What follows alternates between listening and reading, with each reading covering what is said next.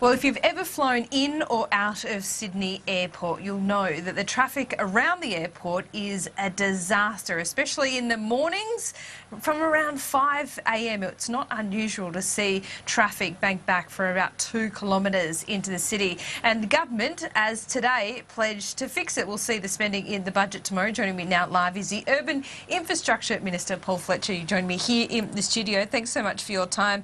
How are you going to fix it and how soon? Well, we announced today $400 million for Port Botany freight rail duplication. Now, what that'll do is mean more freight trains, longer freight trains, more frequent freight trains travelling to Port Botany. That links in with the commitment we've made in relation to the Moorebank intermodal terminal, and in short, it'll take quite a lot of B-doubles off the roads, because if one freight train is worth up to 50 B-doubles. So $400 million on that. We've committed a whole range of additional projects in New South Wales, over $900 million for the Coffs Harbour bypass, 155... Let's just stick on the airport. We'll get to some of the infrastructure spending in New South Wales. But, I mean, if you've been in traffic on the way to Sydney Airport in the morning, you know that is an absolute nightmare. And it starts from very early on, from 4:30, 5 o'clock. And it's a popular thing for commuters to be lamenting about as they board the aircrafts various days. But just explain to me how removing B-doubles from the roads is actually going to solve that problem, because from my observation, the trucks aren't the problem. It will help remove a lot of congestion around the airport and around Port Botany, and get freight off of road onto rail. That's not its only benefit, but it is a significant benefit. Of course, bear in mind you've got a rail connection to Sydney Airport.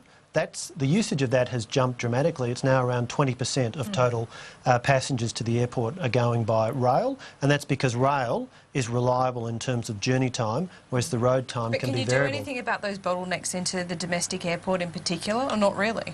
Well, look, there is work underway that the New South Wales government is leading. Of course, the broader part of the solution there is the $5.3 billion that we've committed for Western Sydney Airport. Kingsford Smith Airport will hit capacity. It'll run out of slots by the mid to late 2020s, and by the mid 2030s it will run out of capacity. That was the finding of a joint study into the aviation needs of Sydney that was reported in 2012. So your solutions are to take trucks off the roads, especially around that Port Botany area, and to offer an alternative in the Western Sydney Airport. So it's all immediate solutions. It's all part of, and you know, lead times in infrastructure are significant, and it's important to have a plan for the future. And that's what we're laying out in this budget, a plan for infrastructure, part of $75 billion that we committed at last year's budget to spend over the next 10 years. In this year's budget, we're giving people a lot of detail on where that money will go. In fact, $24 billion of new infrastructure commitments. So there's $5 billion for a rail line, up to $5 billion for a rail line to Melbourne Airport, where exactly the same issue arises and is becoming more and more of a problem. So it's important to have rail.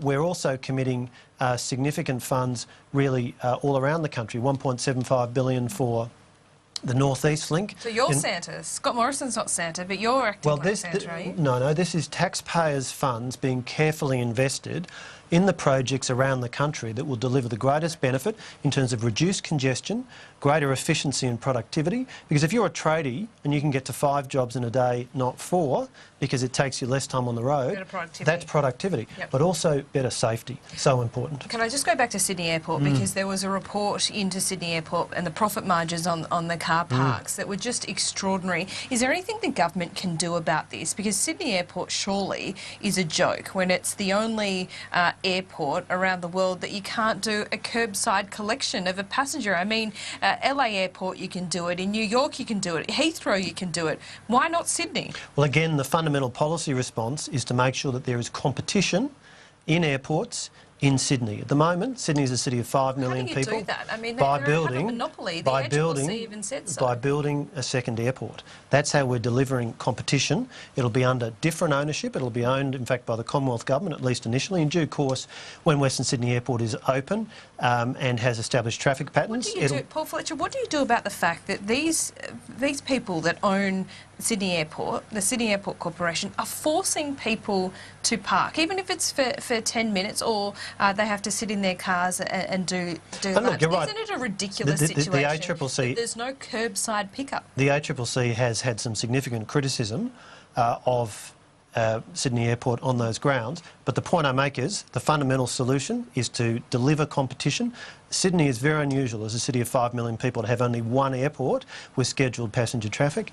We're fixing that. Even with two, is that really competition? That will be a game changer. That will be a game changer. For the first time, we will have competition. What do you expect prices to come down by? I mean, would parking be significantly cheaper? Would you have to ensure that there can be curbside collection? What we know is that competition makes a difference, and we see that in markets around the world. What we also know, if you look at, for example, London, which has 5 airports, or other cities with multiple airports, more competition between airports leads to more competition between airlines. So Western Sydney Airport, we're focused on getting it delivered.